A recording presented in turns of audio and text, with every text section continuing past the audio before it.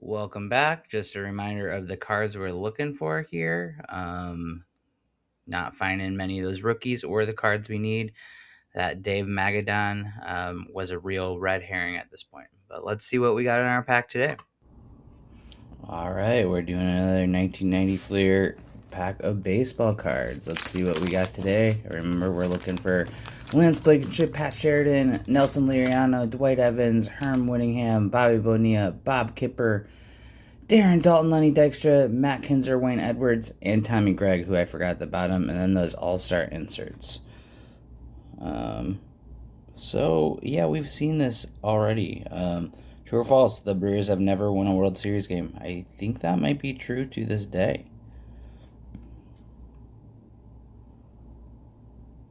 Oh, false. They won 3 games in the '82 World Series. Had no idea. All right, cool. So starting off with a Tiger today, Gary Ward. We got Jack Clark, Jose Canseco, Player of the Decade. I'm setting that Tiger aside. We'll update that team set. Kurt Manwaring, Eric Hetzel, Jerome Walton. I believe there's a really good book about Jerome Walton. He was a highly anticipated prospect. Read that back in the 90s when I was a kid. BJ Surhoff, one of the all-time great names, all-time great BJ. Jeff Paterek, Steve Farr, Don Ace, Joe Carter, Hall of Very Good, that walk-off home run for Toronto. Paul O'Neill, Hall of also pretty good. We got Ryan Sandberg and Howard Johnson here. Tony Pena, I know we've seen this Tony Pena card before in these packs. And Steve Olin. So nothing we needed today, but we did get a Gary Ward. So Gary Ward, we'll see.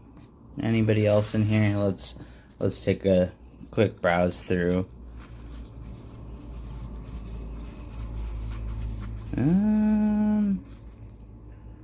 Jerome Walton, I know that's of personal interest to me. I used to actually grow up a Cubs fan before I was a Tigers fan because of WGN. All right, we'll see what we got today. We'll find something to talk about. All right, we're doing another night. All right, and what we are deciding to talk about, updating that team set. So, got that Gary Ward card. Gary Ward, not a Tiger I'm really familiar with, and we're going to talk about why in a second.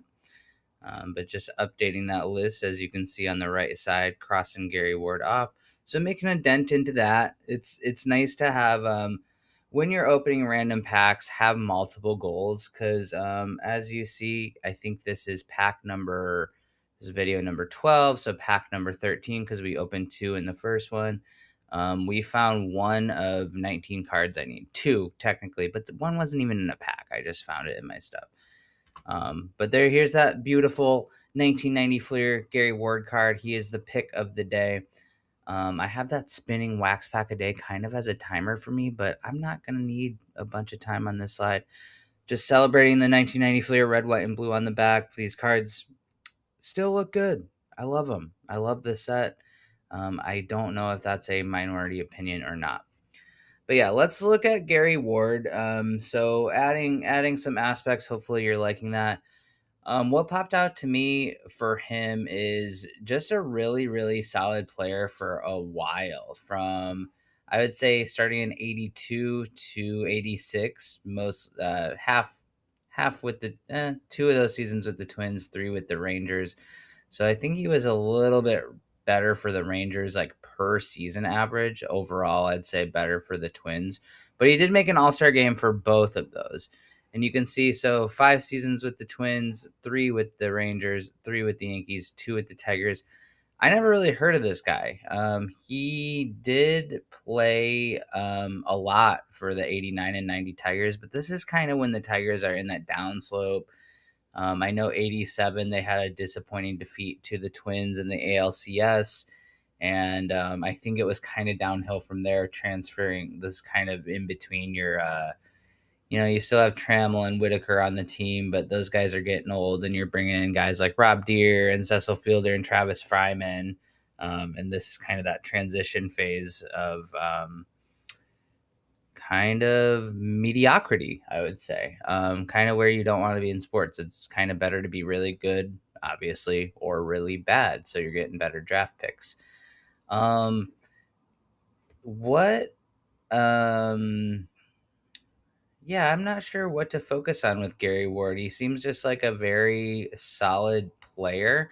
So moving on from his stats a little bit to some, coaching. So obviously this is Wikipedia. So I've noticed on Wikipedia, if you do a little more Googling, which I didn't do today, there's a lot more to find out about people than what's on Wikipedia. That should not be news to anybody. Wikipedia is like surface level, Google is surface level. I didn't do a lot of digging today on other videos I have.